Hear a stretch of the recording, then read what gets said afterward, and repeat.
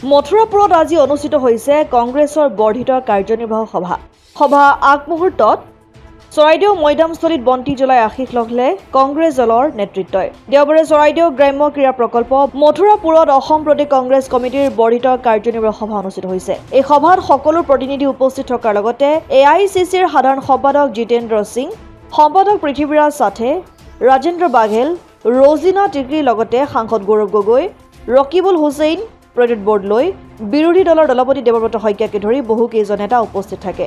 এই অনুষ্ঠানতে ৰিপুণ বৰাই কংগ্ৰেছ দললৈ পুনৰ ঘূৰি আহি যোগদান কৰে।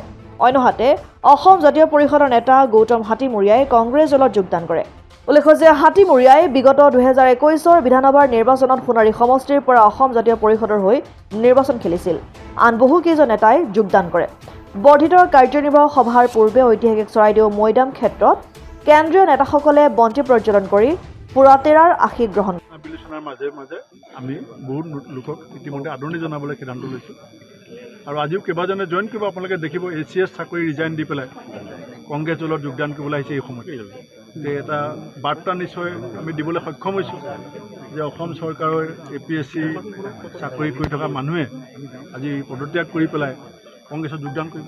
এইবাৰ সময়ৰ আহ্বান এইটোৱে যে আমি তৃণমূল কংগ্ৰেছে অসমত বিজেপিক উদ্ধাৰ কৰিব নোৱাৰোঁ।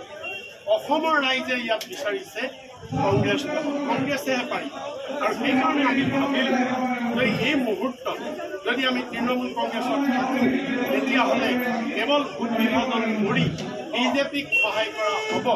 আমাৰ যিখন মূল যুঁজ যে বিজেপিক উৎখাত কৰি অসমত ৰক্ষা কৰা, এইটো সম্ভৱ নহ'ব আৰু সেইকাৰণে এই সময়ৰ আহ্বানৰ প্ৰতি সন্মান জনাই মই তৃণমূল কংগ্ৰেছ ত্যাগ কৰি মোৰ পুৰণি ঘৰ মই কংগ্ৰেছলৈ। মথুৰাপুৰৰ পৰা ইছলাম আহমেদৰ ৰিপৰ্ট, অসম আদিত্য।